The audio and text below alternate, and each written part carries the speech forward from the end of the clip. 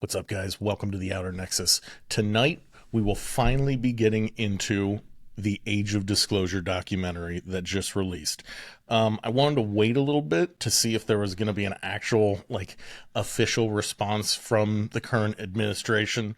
And there was one, and we're going to get into that in a bit. But before we get into all that, I just want to say, I think that Age of Disclosure was a fantastic documentary for starting out in the UFO subject. If you don't know anything about UFOs, if you just have like a passing interest, if you just have an open mind, I think this documentary is phenomenal. It's like the best one to just start out in this subject to get a baseline understanding of it.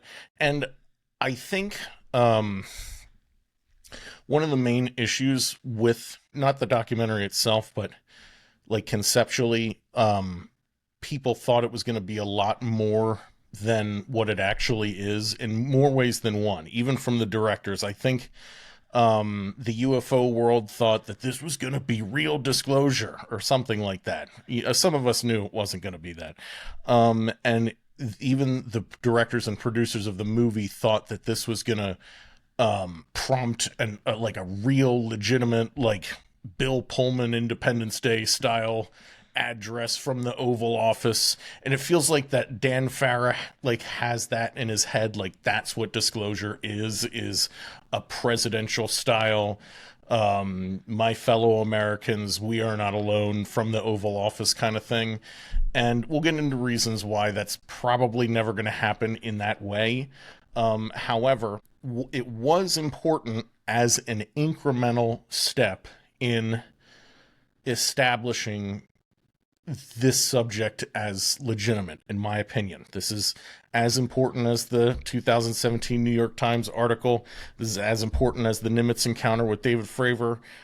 It's as important as David Grush and the other whistleblowers testifying before Congress. It's just another step in laying the foundations for getting the culture used to these ideas. And Lou Elizondo basically alluded to as much in the documentary itself, that for there to be political action taken, it has to affect the culture first. You have to convince, you have to convince 50 to 60-year-old boomers who are watching Fox or CNN that, oh, they saw this thing, that, oh, UFOs are real now. What's going on with this? I'm going to go and try to find out about it now. And they take political action. Or just normal people start asking questions about this. And I think the intention to release it right before Thanksgiving was to get people to talk about it during Thanksgiving, but there wasn't enough time. The impact, it wasn't going to have that kind of impact, and there wasn't enough time. If it released like a month before Thanksgiving, then I think it would have had enough time to percolate through the media and get enough people interested to finally have like a family come together and have a conversation about what's going on with this subject, because that's what this documentary is. It's to get people who have no idea really what's going on, but maybe have an open mind, or really just don't know anything about this subject, to get their toes wet in it and establish a number of things that have happened in the past. But as far as skeptics go, you have your good faith skeptics like Michael Shermer, you have your bad faith skeptics like Mick West, and it's probably not going to convince either of them, even though Mike Shermer did say that it was a good documentary, but there's still, and we'll get into your opinion about this, because what A lot of times, what do you think? well, a lot of times I don't even watch Michael Shermer, but Yeah. you've compared me to him enough. Yeah. Where I bet you we have pretty much the same. Yes. Yeah, That's why I compare you. yeah. Because So yeah, I watched it. Mhm. You could probably guess why I watched it. But no, the thing is, if you've seen uh the basics before. Mhm. You've gone through a lot of the. Yeah. This is not anything new. No, This no. is, yeah. You're not going to get if you have a general interest in this subject, it's not even for you. You know. Like you said, it's for someone that's just coming in and is like, oh, like, let's get them the base details. Yeah. This is the page that they put on a job application site where it's like, this is the base, this is what your job is, but then when you get there you learn all the details. Yeah. This is all the base stuff. Yeah. And so there was really nothing to learn from it. However, the one thing I do know, there's one thing that you wanted to pull away from that we'll talk about a little later. Yeah. But from my point of view, a good video, like you said. And I have some stuff to say about Avi. Yeah. Because I think he was not in this, by the way. was not in this. He always puts out, every time you see, there's a comment, there's something, Avi's the one out there saying something, and I have nothing against him. Yeah. It's just that it's like, I want someone else to say it. And it's like, from that point of view, I do like that. And what he's trying to do, Avi's trying to do, and this movie's trying to do, is just get people to talk about it. Because, even if it's not real, the benefit or the threat that it, could be, something that we should, talk about before it gets here. And I think I'm going to go over my core takeaways with this, and I'm going to get right into the main one that everyone should walk away from, and it's something that Ryan Graves stands by and has his own organization for, Americans for Safe Aerospace, in that because of new radar systems and new technology and things like that, and advancing, just technology in general, we have more stuff in the sky than ever before. And what the UFO subject has done over the past 80 years is it's stigmatized individuals from reporting strange things happening in the sky.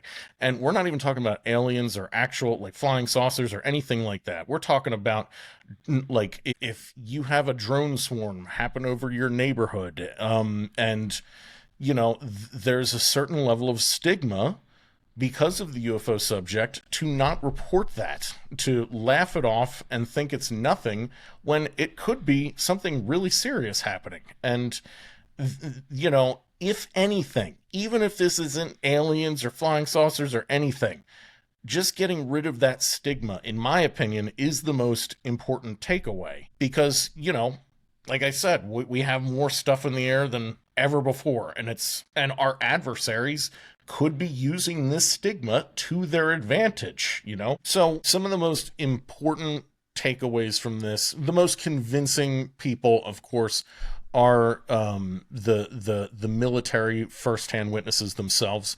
You have David Fravor in there, Ryan Graves, Jeff Nusatelli, Tim Gallaudet.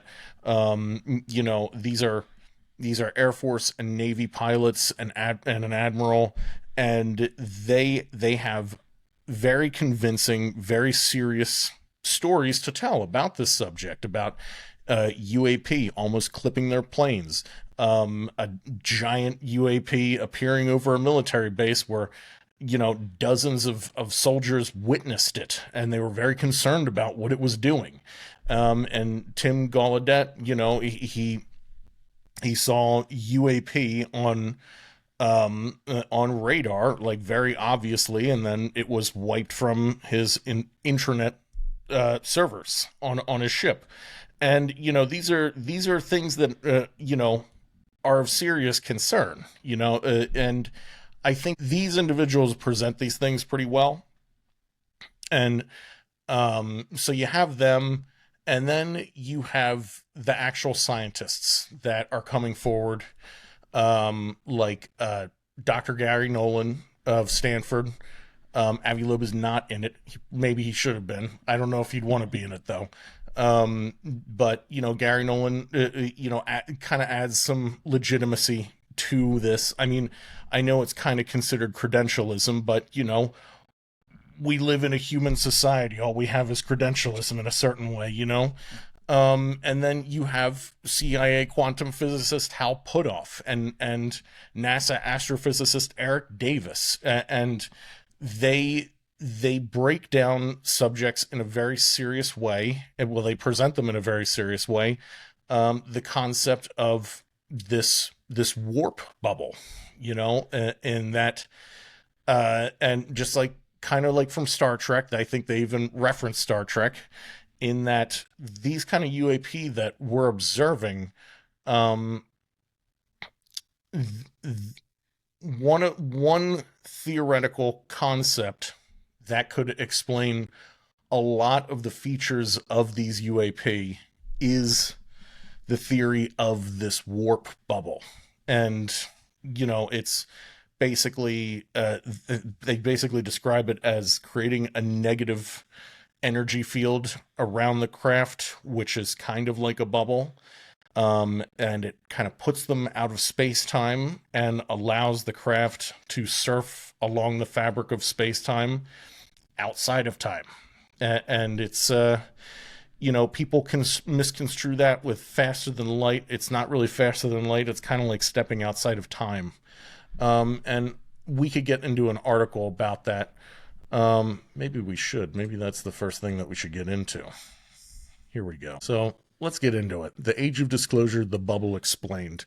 Davis put off on how UAP might operate.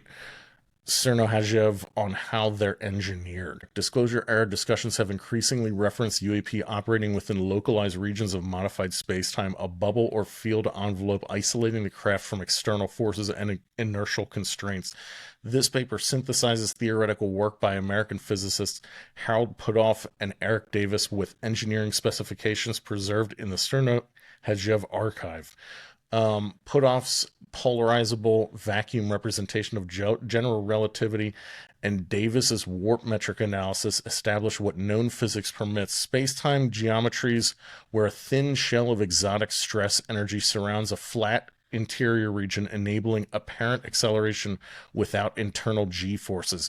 The technical manuscripts of Soviet aerospace engineer Valery Cernohajev, published in Engineering Infinity, Earth's first interstellar blueprint, present one engineering approach to constructing such a system through multi-layer solenoid architectures, resonant vacuum manipulation, and gravitomagnetic coupling. The Cernohajev designs are not claimed as proven technology. They represent rather a candidate answer, an authentic, technically detailed, historically independent attempt to solve the same propulsion problem that Western theorists have approached from general relativistic first principles. Disclosure-era research has converged on a recurring theme that UAP may not fly conventionally, but instead operate inside a localized region of modified space-time, a bubble, insulating the craft from external forces. Hal Puthoff and Eric Davis have spent decades working out how general relativity and quantum vacuum physics might permit such metric engineering. Their publications establish what the physics requires. The preserved technical manuscripts of Soviet aerospace engineer Valery translated and published as that supply one engineering approach. This article examines both bodies of work. Eric Davis published on space-time modification for over 2 decades, analyzing faster-than-light space warp metrics in the Alcubierre and Van den Broek families, and producing survey reports for U.S. defense and aerospace organizations on advanced propulsion and quantum vacuum physics. His work shows that general relativity permits, in principle, localized space-time distortions, contracting space ahead of a vehicle and expanding it behind while the bubble interior remains flat and inertial. Under this geometry, a craft does not accelerate through space conventionally. Its surrounding space-time parcel translates through the external metric, leaving occupants in a near zero-G environment despite large apparent accelerations. Davis and collaborators also address exotic stress energy, negative energy density, and identify quantum vacuum effects, the Casimir force, squeezed light configurations, as theoretically relevant, though far beyond current engineering capability. Public hearings and media appearances have brought Davis's views into policy discussions. His consistent position: warp-type metrics are mathematically legitimate within general relativity, but require stress energy forms and space-time curvature control control that no laboratory has demonstrated. Puthoff's polarizable vacuum representation. Recast spacetime curvature as variations in the electromagnetic properties of the vacuum, effective permittivity and permeability. Clock rates, particle masses, and the speed of light become functions of the local vacuum state. Puthoff and collaborators have examined how engineering the vacuum might generate gravitational or inertial effects electromagnetically, building on zero-point field models and earlier work treating inertia and gravity as emergent from vacuum fluctuations. These publications do not describe a working warp drive. They reframe general relativity and vacuum physics so that metric engineering becomes conceptually tractable, alter the vacuum's electromagnetic properties, and gravitational phenomena follow. A bubble, in PV terms, is a region where vacuum parameters and thus the local metric differ from the surroundings. Paul Hill's observational analysis. NASA engineer Paul Hill, posthumous unconventional flying objects, treated UFO reports as an aerodynamics problem. What propulsion and force fields would account for credible sightings if some fraction described a real craft? Hill concluded that reported behaviors, abrupt right-angle turns, high accelerations without structural failure, luminous envelopes, absent sonic booms at apparent supersonic speeds pointed towards acceleration field or force field propulsion rather than reaction jets or aerodynamic lift. Puthoff's review of Hill noted that careful analysis could reconcile the observations within known physics given advanced field technologies manipulating inertia and pressure distributions around a vehicle. Hill's work thus supplies an observational specification sheet that warp bubble and PV base models attempt to satisfy. How bubble geometry addresses UAP performance, inertial and aerodynamic anomalies. In a warp bubble geometry, occupants remain in locally flat space-time while the bubble's exterior boundary accelerates relative to distant observers. High apparent accelerations need not produce crushing G-loads. The craft sits at rest in its own metric while the bubble moves through the external one. If the bubble boundary mediates interaction with the air or water, the craft itself never plows through the medium. Pressure and shear reconfigure at the boundary, suppressing or eliminating shock waves and sonic booms. Optical and plasma effects. Space-time curvature concentrated in a thin shell would refract or lens nearby light rays, producing transient distortions, apparent shape changes, or shimmering around the craft. Intense electromagnetic fields or rapid metric gradients near the boundary could ionize surrounding gas, generating luminous plasmas consistent with UAP reports. Hill and Puthoff and others have noted that field-based models qualitatively match these observational categories. The Cerno-Hajev, this part we may not need to go into here. The main thing that it's talking about is it's hitting the same thing, it seems, over and over again, which it should. Yeah. It's basically saying that they're operating within a bubble. Yeah. And in that bubble, you are not moving. Yeah. Your ship does not have propulsion in the way that we think about it. Right. You sit there, and then it actually pushes, in a way, space-time around it. Mm-hmm. So it's just sitting in one spot, and then it actually forces space and time to move it around itself. Yeah, it pulls itself towards things. Yeah. And, one of the ways that it has been said that it can do that is it can create space-time in front of it and destroy it behind it. Yes. And that actually produces the propulsion that they're seeing. You're actually, again, not moving at all. And the skipping effect that some people see. Yeah. As well. Because you would destroy a little bit, and then you would see it again, and destroy it, and you would see it again, and that could happen. And so the major issue with all of this, I mean, it's, in my opinion, it's legitimate. I actually think that's exactly what's going on here. But the major issue is, where does the power come from? Yeah. Because I think they said in the documentary it would take like 10 times the amount of gigawatts that the entire country uses in a year to be able to do a maneuver like that. Yeah, and one of the things we've mentioned, we've talked about on our own really, is these like when Star Trek came out, people, the thing in Star Trek is warp bubbles. Yeah, which is basically what we're talking about here. And it actually made people curious, like, could we write a theory for warp bubbles? And I think Gene Roddenberry, I'll let you continue, but I think Gene Roddenberry knew a little more than he should have. Yeah. And so actually a scientist did exactly that. Yeah. So we've actually had the working mathematical theory and numbers behind how to create one of these warp bubbles. However, the one thing that we cannot do with it is provide it the energy it needs to actually work. Mm-hmm. Every time that we ever talk about this, it always requires an amount of energy that is uh needs some kind of extreme or exotic particle, Mm-hmm. which means it produces so much energy in such a small package that we're not making it right now. Basically, like antimatter, for instance, and a lot of it. Yeah.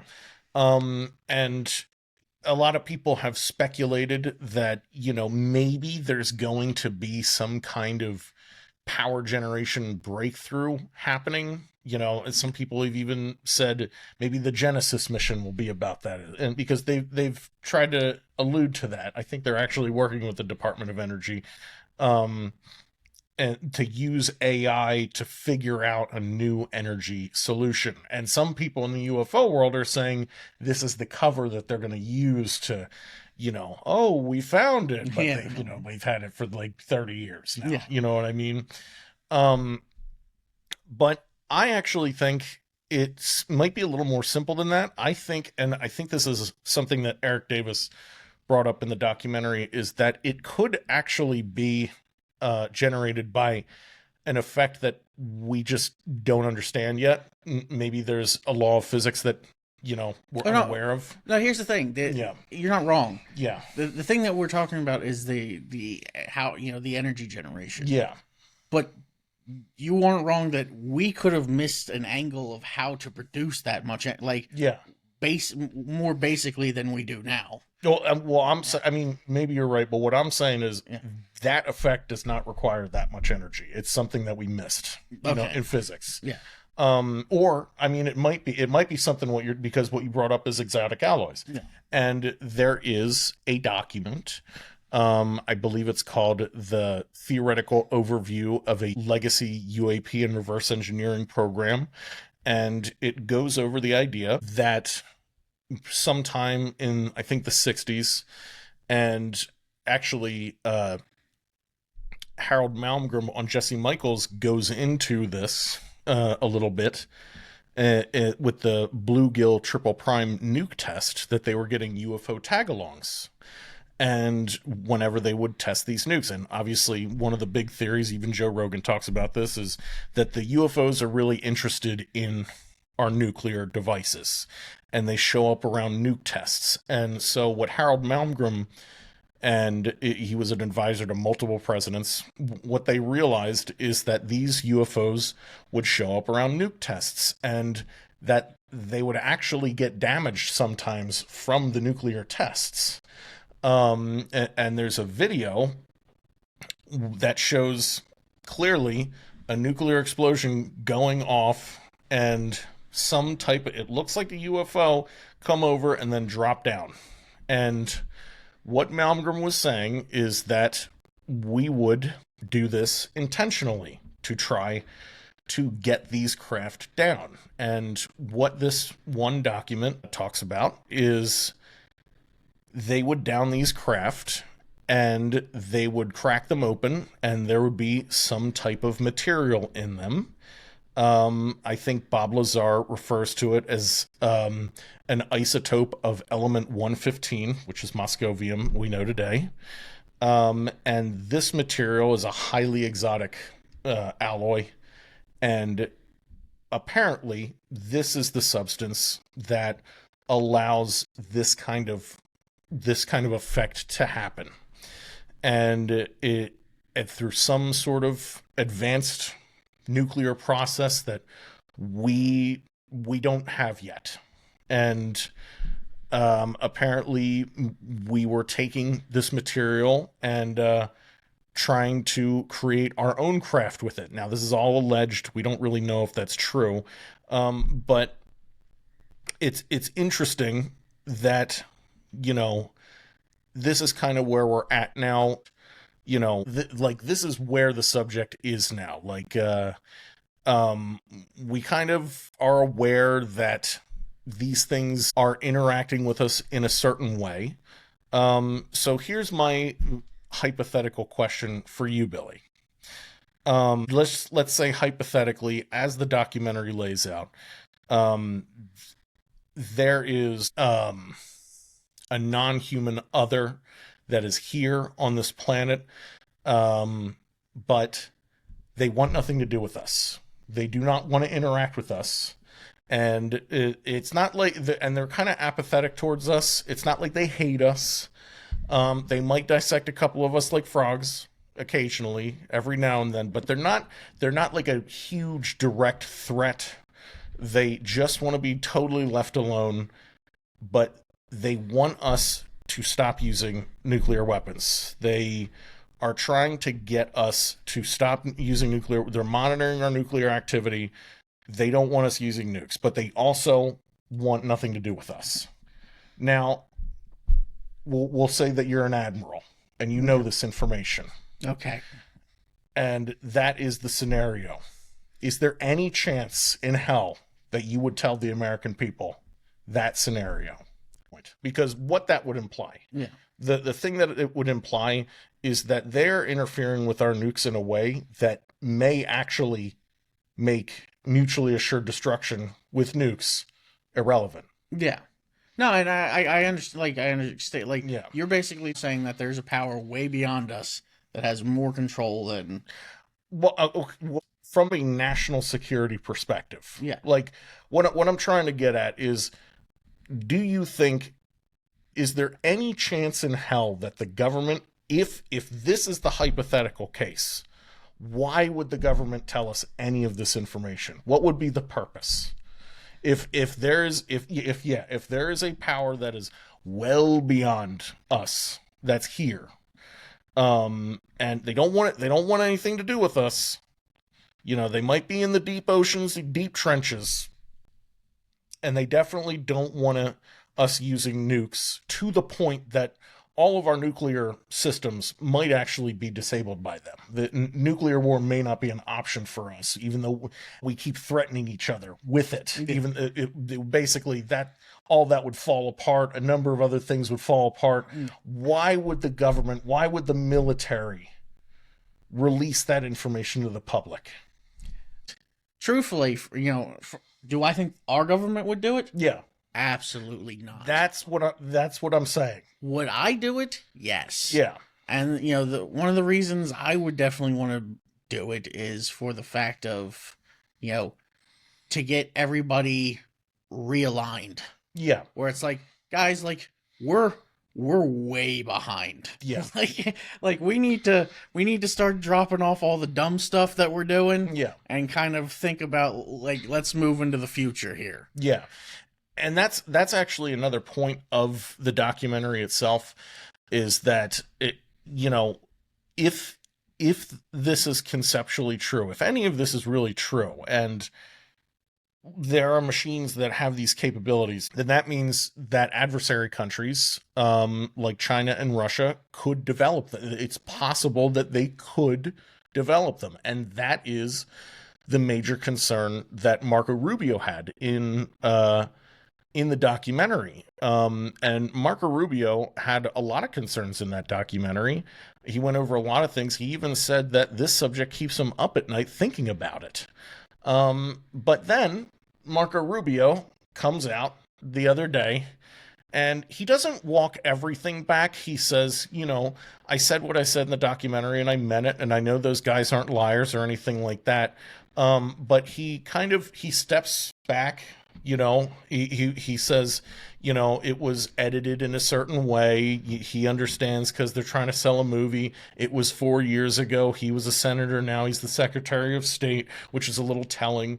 And then he tries to re-trajector the subject into the incursion of Chinese balloons over U.S. airspace, and he doesn't bring up any of the mystery drones that we're going to get into and all of this other stuff. So he tries to really downplay the subject, and I think it's really telling when you have that, because I think he was on the Intelligence Committee. So when you have that kind of opinion, when you're a senator on the Intelligence Committee, and then you become the Secretary of State in the White House, like probably one of the one of the most powerful positions in the world, then you're in the big boys club. And then you probably have some agents tell you some things, and some threats are made, and right, freaking what's his name? The FBI. yeah. Yeah. Yeah. Yeah, Cash Patel, Dan Bongino. It's one of those where it's like, yeah. When I wasn't the FBI director, Yeah. I said all these cool things. Yeah. And then I was. Yeah. And then his eyes got real big.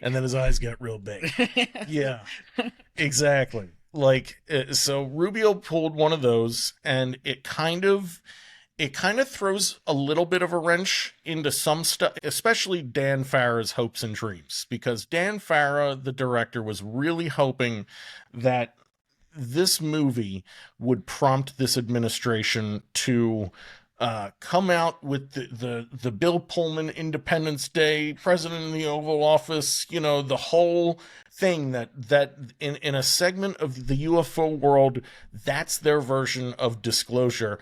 And I just don't see that as a realistic option. I don't see that. No, one of the things that we're seeing constantly in our society today, and it's one of the main things that we have to fight back against, is this security apparatus. And guess what? Yeah. That security apparatus doesn't work. No. If disclosure actually comes out. Yes. In the way that they're talking about. Yeah. Because you can actually use disclosure as part of it when you drag people along. Yeah. And that is one of the things that has been talked about as well. Like, they could actually come out with their own, version of disclosure, and the aliens are telling us things, and we're not liking it, and we're, it's like, guys, no, let's not do that. If they've traversed trillions of miles, to get here, we're not winning this. But the other thing, I think Marco talks about this in the documentary. I know he said it before, but basically he said that it's not the government's job to tell you that aliens exist. That's not what the purpose of the government is for. I know that's, I have a little bit of an issue with that, but I kind of get what he's trying to say. That's not what the apparatus of the government is really for. I would say, especially for aliens that don't want to interact with us. How about this? Yeah.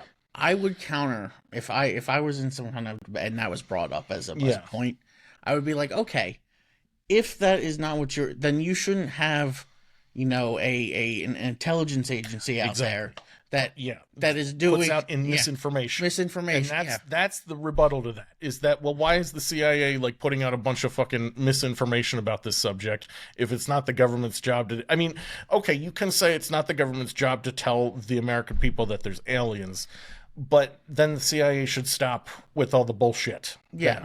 We had that agency get formed, the misinformation, and it's like, you can't have that and then say oh, it's not our job to tell you things. It's like, no, you are making sure that you control all the information. Yeah. So let's not hear. Exactly. Yeah. No, and you're exactly right. That you're totally right.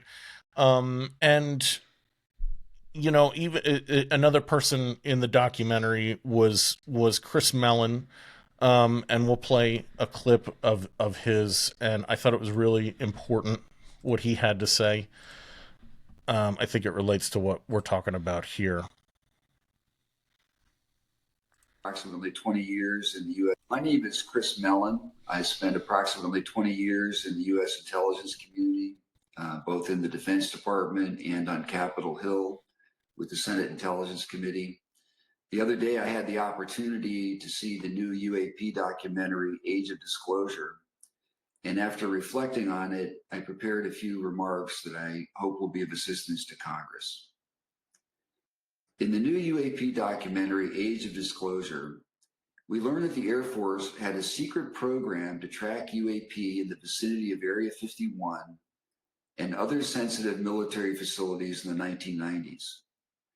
This report comes from none other than General James Clapper, former director of U.S. Air Force Intelligence and former director of National Intelligence. Does that secret Air Force UAP program continue to this day? Where is the data? What did the Air Force learn? Moreover, why is it that when Congress asked the services for UAP information in their possession in the 2020 Intelligence Authorization Bill, the Air Force denied having any pertinent information other than a handful of very recent innocuous reports submitted after DoD guidance was finally issued in 2020, requiring all military components to report UAP sightings? In my view, the Air Force brass treat Congress with contempt, even if not in a strictly illegal manner. I also believe that the secret Air Force UAP program described by General Clapper, or another like it, remains quietly active behind the scenes.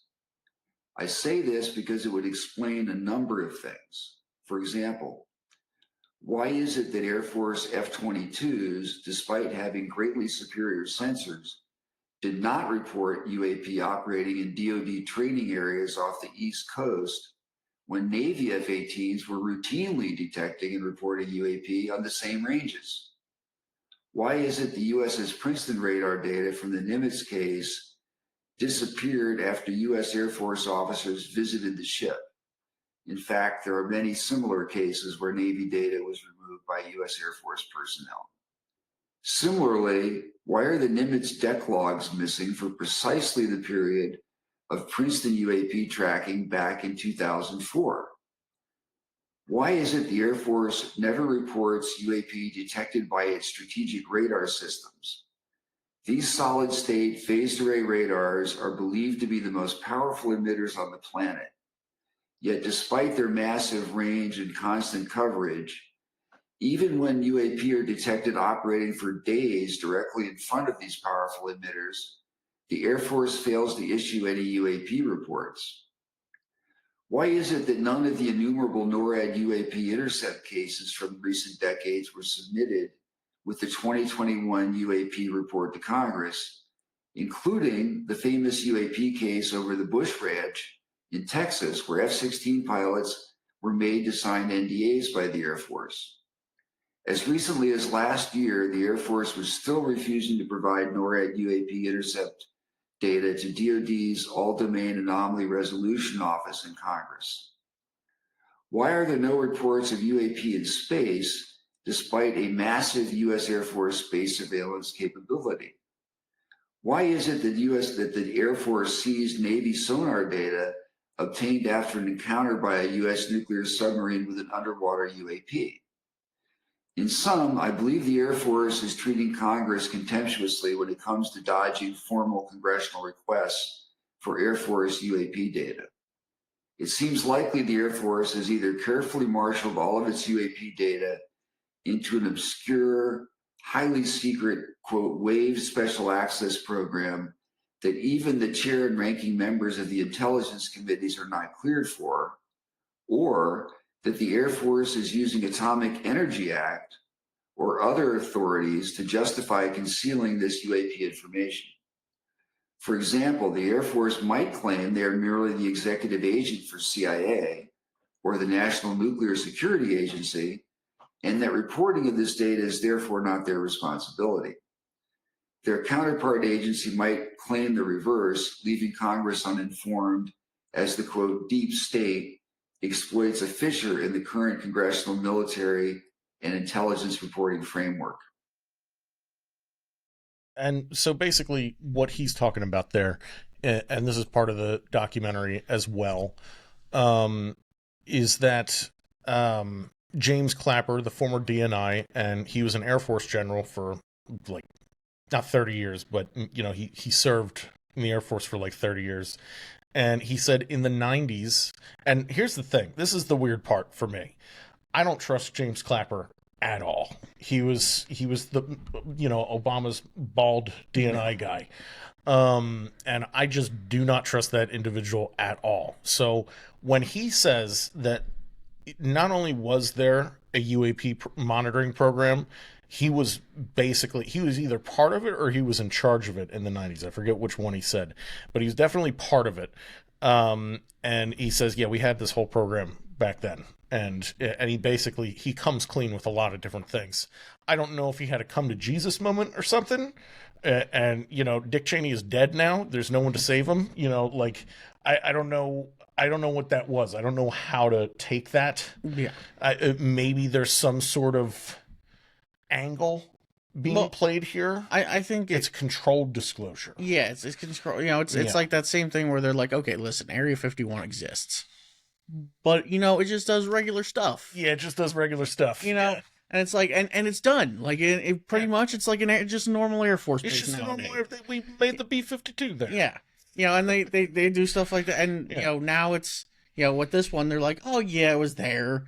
It didn't find anything, but no, he said that it was. It was finding stuff. Oh no, like you could find stuff, but it's like because if it found stuff like of worth, they could say if we found things, but nothing's going to be released to us. Yeah, and then that's what I'm saying. Yeah, and then they're gonna steam over, and like he said, it's probably just still going on. It's probably just still going on. Yeah. And I mean, I have no doubt. I mean, if this stuff is actually happening, then the Air Force and the Space Force absolutely is monitoring this. Yeah, like 100% they're monitoring it. And here's the thing too, and again, I'm the skeptic of the team. Yeah. Here, and one of the things that bothers me is like you get a good chunk of the astronauts that come down. Yeah. They all they're like something's out there. Yeah. Absolutely. Yeah, like even during the Apollo missions, you have that thing where they cut off the feed for 2 minutes, but ham radio operators on Earth intercepted what they were saying, and you have I think Neil Armstrong saying there's 3 craft hovering over a ridge there. They're just looking at us, and it was a very dramatic event, and and then Edgar Mitchell is devoted to you. I mean, he's passed now, but he might have been one of the original astronauts, and he was absolutely convinced that there were UFOs, and even Mark Kelly is coming around. Mark Kelly, for a long time, and we're going to get into all that. Mark Kelly, for a long time, he was he poo-pooed the subject. He was part of the club. He didn't want anybody to know. He probably had a few too many donations from Lockheed. And he would always dismiss the subject. But even he is coming out now and saying, there's some really interesting finds from this asteroid Bennu with organic compounds and stuff like that. Maybe there is life somewhere in the universe. But speaking about Mark Kelly in particular, and about the disclosure from this administration, it's just kind of mind-boggling to me that anyone would think that Trump would actually be the disclosure president. I mean, some people thought that. I thought maybe going into this administration, maybe it was a possibility, but now with the Epstein files and the crazy foreign influence campaigns, and now he's threatening to court-martial an astronaut? You think the guy that's threatening to court-martial an astronaut is going to tell you anything about UFOs? That's a pretty tall fucking order right there. Yeah. I mean, I had my hopes, like you said, at the very beginning of his... Yeah. It's where he was actually getting stuff done. Yeah. But, now, no. Yeah, I think if we get anything from Trump, it's going to be like this. This is fucking fantastic. I just got off the phone with the aliens, and they really like me. I have a great relationship with them. But I wish I didn't FaceTime with them because they're really nasty looking, and I made some unpleasant jokes. But I think they like me. We have a deal like you wouldn't believe that's about to happen. I found out they have oil like you wouldn't believe. They don't even touch it. They told me, you're crazy for using oil. I said, you're crazy for not using oil. What's wrong with these aliens? You think aliens would be smarter than us, but apparently they're not, because all they wanted for the oil, think of this, all they wanted for the oil is Marco Rubio. And I guess he has some kind of special lineage. They really want Marco Rubio. They love him. And I thought, That's fantastic. Look, Marco's not going to be happy about it, but one person for trillions and trillions of barrels of oil, you have to do it. So Marco's not going to be too happy about it, but he's probably already on his way. I made the phone call. And so the Democrats will definitely block a pipeline. I mean, to build a pipeline for 20 light years through space, they're not going to be happy about it. So, and it'll take way too long. So we're going to build, I called Elon, we're going to build a wormhole. We have a wormhole like no one's ever seen before. And we're going to have trillions of barrels of oil pouring through that wormhole right outside of the atmosphere. It's not going to be a pretty sight, I will tell you that, but we're going to make hundreds of a trillion, maybe quadrillions. We might make quadrillions of dollars. So it's a fantastic deal. I'm looking forward to this relationship with these aliens, really. So, like, I think Marco Rubio was the last, like, legitimate individual in this administration that could come out and say something like that. Because, I mean, what if Trump just came out and said that? Would anyone believe it? Would anyone believe, or they would just chalk it up to, oh, he's got Alzheimer's now or dementia or something and just fucking move on. You know what I mean? Like, it's yeah. They would need to literally get Bill Pullman, the actor from Independence Day, in the Oval Office set to deliver the message before they got Trump. Right. Like, people would take that more seriously than Trump. Our Independence Day. Yeah, hold on, let's see. But let's get into we're just gonna break down some more important things about this documentary. We'll just go through this because this is a good breakdown of this. Legacy program, complete timeline, structure and current leadership based on Grush, Farah, and the Age of Disclosure. Origins, Magenta, Italy, 1933, and the precedent of secrecy. The first public node in the chain is a documented 1933 crash in Lombardy, Italy, between Vergiate and Magenta, where a bell-shaped lenticular object was recovered and immediately placed under an enforced blackout. Italian records and later intelligence back-channeling led OSS operatives to move the artifact to the United States after World War II, establishing the pattern that would be repeated for decades. Local recovery, diplomatic intelligence handling, transfer to U.S. custody. Grush explicitly cites the 1933 Magenta recovery as an early international example of what later becomes a U.S.-led retrieval architecture. Roswell to the Cold War, formalizing crash retrieval and the legal shield. Roswell and early U.S. recoveries turned procedural rather than an ad hoc curiosity. The phenomenon was treated as a technical problem. Capture the object, take custody, and analyze the materials.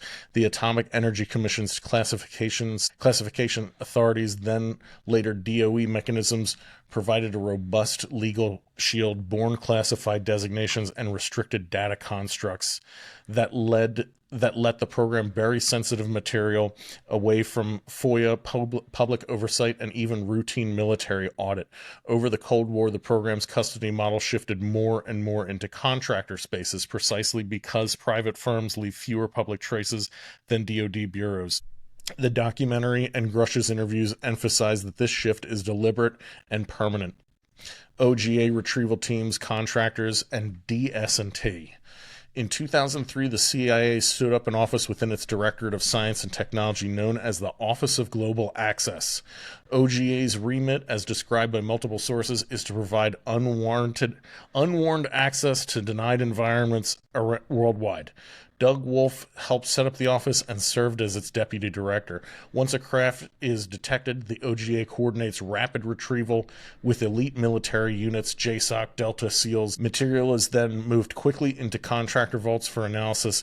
DOE labs handle any radioisotope components. The effect is a single resilient pipeline. Detection, retrieval, CIA custody, contractor vaults, contractor DOE analysis. Farah's interviews and the documentary make it clear that the OGA is the operational retrieval arm of the legacy program. At the top of government awareness, Farah and witnesses identify the director of CIA Science and Technology as the official most likely to be read in on the full program. In practice, that seat during the period discussed was occupied by Dawn Mayerix, and earlier other DS&T leadership, which means the DS&T Directorate functioned as the single government node where the puzzle pieces converge. Crashes, contact events, and recovered materials. The transcripts and documentary interviews enumerate multiple crash and contact events that form the core evidence base for the legacy program. So Magenta, Italy, Roswell, Wright Field era, so it's 1933, and then 1947. The institutional pattern established here is that materials and possible biological remains rooted into U.S. intelligence lab networks and set the operational precedent for later retrievals. The interview material repeatedly references Roswell as the moment the U.S. codified crash retrieval procedures. Holloman landing and contact events. Farah's documentary explicitly shows interviews with people who describe the two non-human craft approaching Holloman Air Force Base, landing, and beings disembarking to interact with Air Force and CIA personnel.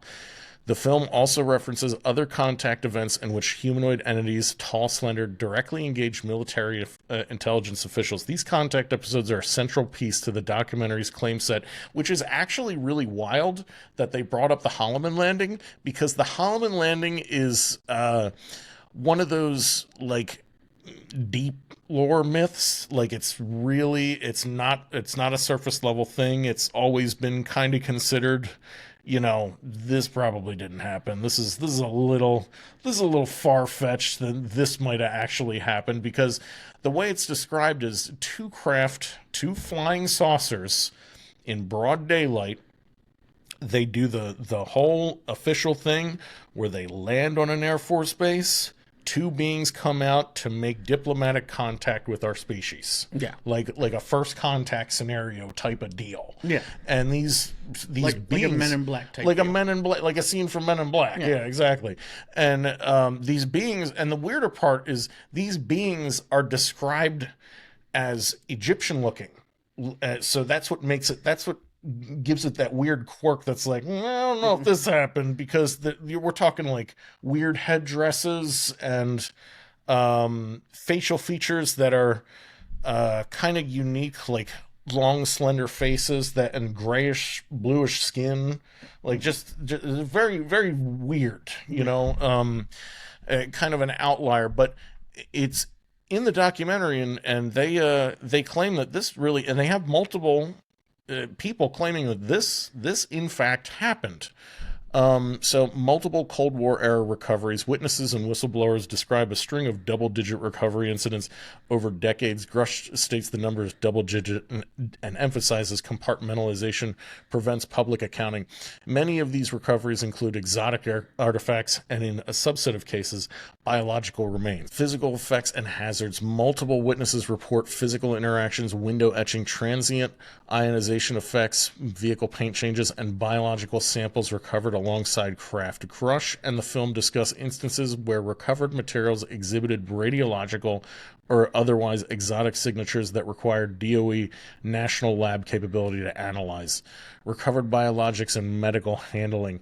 So it does go into, you know, talking about biologics, and that this one guy, Jay Stratton, has physically seen non-human entities, whatever that might mean. The documentary and witnesses state unequivocally that non-human biologics have accompanied some recoveries. Those biologics, according to the accounts, have been handled under extreme compartmentalization at secure bio and materials facilities inside the U.S. Military bio infrastructure is being used to process or store biological remains in the custody chain, and the need for DOE lab or military bio capability. The presence of biologics is repeatedly highlighted as one of the central reasons the program was driven into ultra-secret compartments. Biological material raises legal, ethical, and public health dimensions that amplify the stakes of secrecy. One location I think is being used to house and study biologics is the Battelle National Biodefense Institute out of Fort Detrick. Scale, funding, and the culture of secrecy. Dan Farr and multiple insiders described the legacy program as vast. Thousands of personnel, programs with budgetary flows that evade standard public accounting, and a secrecy apparatus that outstrips the Manhattan Project in scale and duration. Farr says someone told him over $1 trillion of our taxpayer money has gone on to fund this.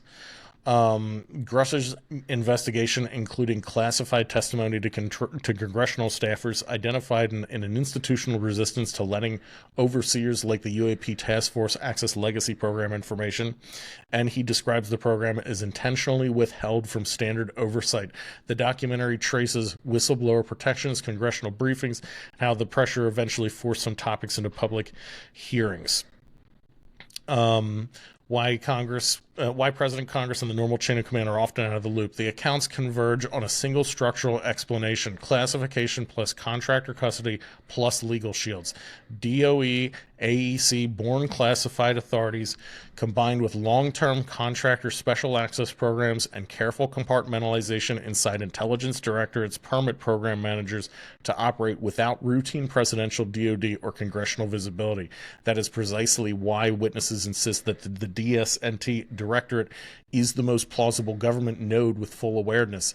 It sits at the intersection of CIA technical operations, contractor access, and the national lab coordination.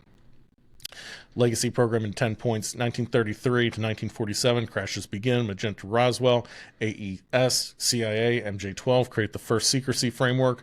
The Cold War program expands. Biologics appear. Private contractors take over storage. 2003, CIA creates OGA, the Operational Crash Retrieval Unit. OGA detects, retrieves, and secures craft globally.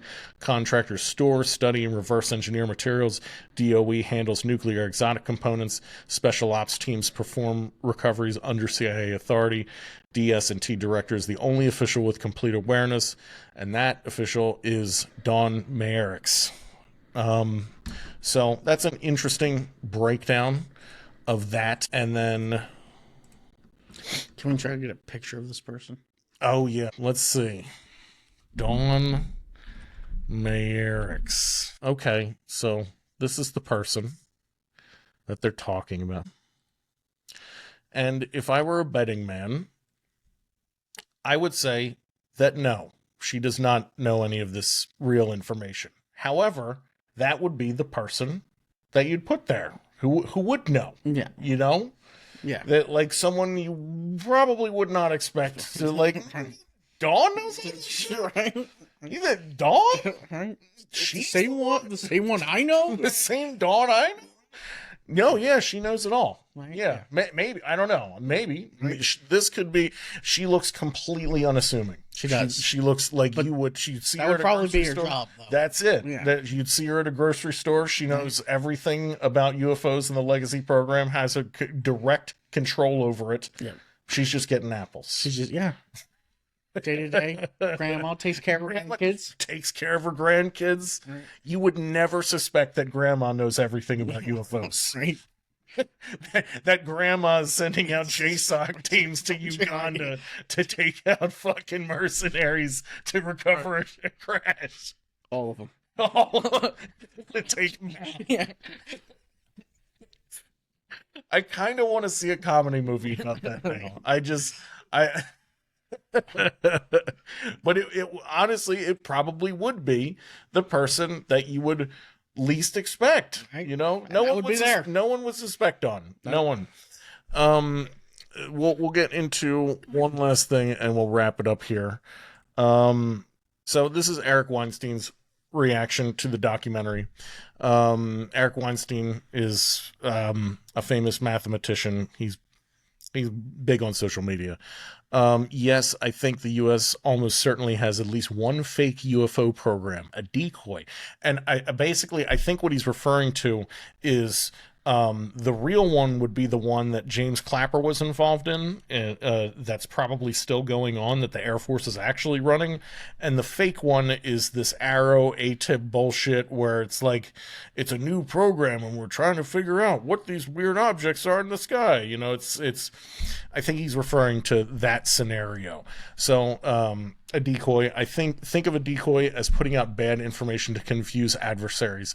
But what does it do to our own scientists? Now imagine a post-relativistic gravitational theory group, PRTG, here on Earth. You would imagine that our own government would be working with that PRTG because that group is trying to figure out if we are trapped here, the last thing you want to do is to have the fucking decoy program polluting our own understanding. This is important. I think the morons in our decoy program forgot to bring in their own PRTGs because to a PRTG, UFOs, real NHI craft, would be key data, and fake crafts is just feeding your own scientists poison and polluting their own understanding.